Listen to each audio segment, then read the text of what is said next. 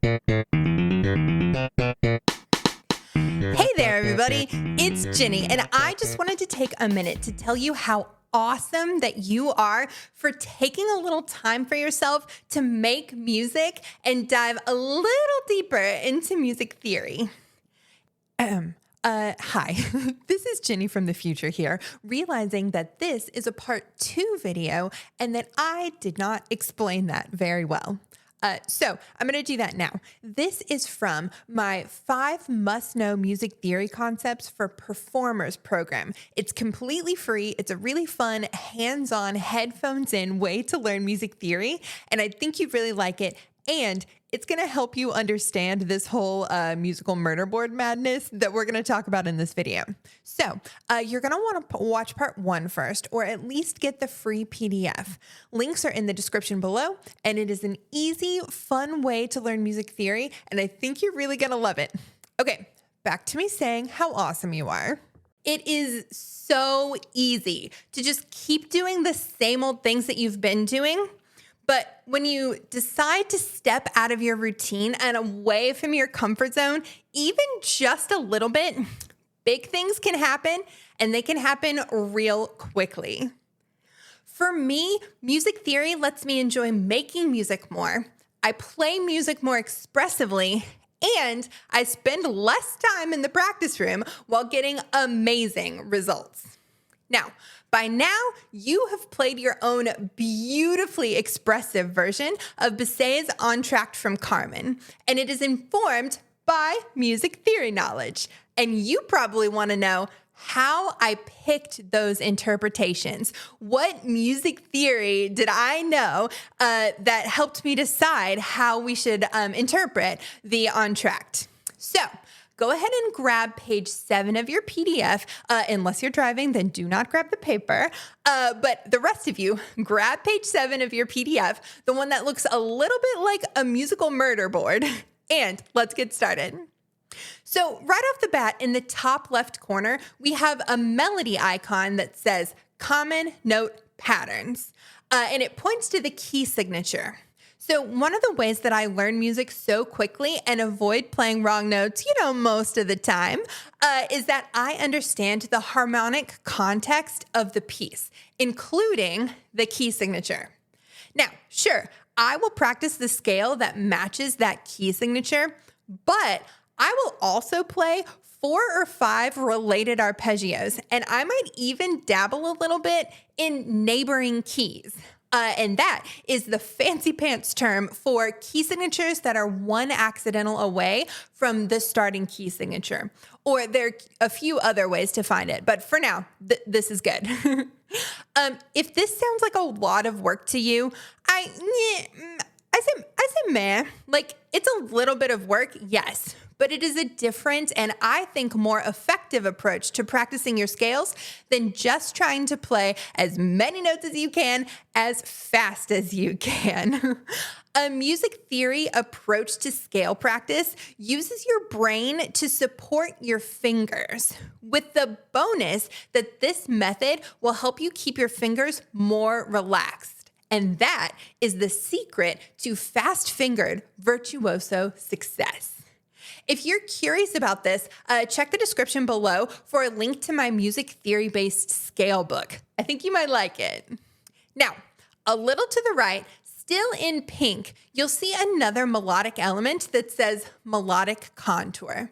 This first set of expressive marks is based on a thing called contour dynamics that uses the shape of the melody to determine the dynamics. So in this case, I zoomed way out and I used the contour of the whole melody with one long crescendo peaking at the highest note, followed by a shorter and thus more dramatic decrescendo at the end of the piece. You could also zoom in a bit if you wanted to and make more frequent but smaller crescendos and diminuendos. That would work too. Contour dynamics, by the way, are the secret to up-leveling your sight reading because it's a quick and easy way to add some expression as you read new music. No more of that notes first, expression second mindset for you. Nuh-uh. You sight read like a pro now.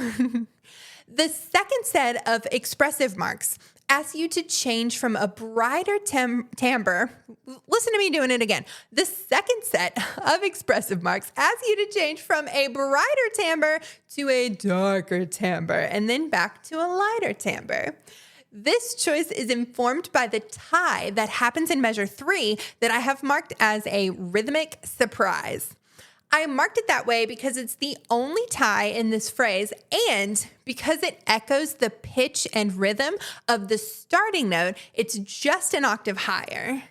Now, emphasizing this note with a timbre change helps to bring out an element of the music that your listener might otherwise miss. The third set of expression marks is informed by what I call the secret of time signatures. Now, time signatures tell you a lot more than just how many beats are in a measure.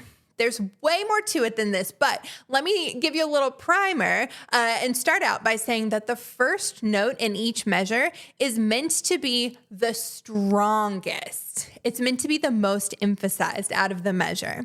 So to bring this out, I start each measure forte and then decrescendo for the rest of the measure. This also lines up a quiet phrase ending with the musical cadence at the end of the line.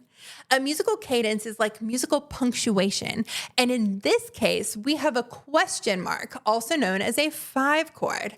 And having the solo line kind of back away and fade out allows the chord change to change twice, you guys. When you back away, on the solo line at the end of the phrase, it allows the chord change in the accompaniment to take center stage.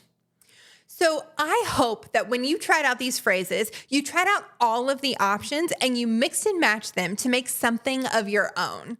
And if you didn't for some reason, don't worry. There is still time. You have plenty of it. Don't worry. Now, if you are loving interacting with music on a new level by adding some music theory into your practice, you are going to love Songfoolery's hands-on, headphones-in approach to music theory. It is a fun way to learn that is packed into bite-sized podcasts you can squeeze in whenever you have a free minute. That is the headphones-in part. Then we get your hands on your instrument to apply what you've learned during your practice time, because that is the best way for you to remember what you've learned and hear the results in your music real fast. It's also the thing that's missing from most other theory It's also the thing that is missing from most other theory classes. This kind of practicing offers big results without a big time commitment because you can use the new approach to get better results in your existing practice sessions. And the podcast lessons let you learn in quick bursts that will fit easily into your schedule at home or on the go. You want to get some music practice done in the grocery line? I have got you. We've got completely self-guided options for busy folks who do not like class times. And we've got options with class times for those of you who want some extra tips and tricks tailored specifically for your needs and who like hanging out with other fun-loving musicians. It is the perfect mix of flexibility and accountability. I cannot wait to hear what you can do when you add a little bit of music theory to your practice. Just a little bit, okay? You will ooze musicality. You'll be able to play anything, and you will play your music at a higher level in less time. So keep your eyeballs on your inbox for more information on the course, as well as some other musical shenanigans that we can get up to. All right? And check the link in the description below if you just cannot wait on my email. All right. See you soon. Bye.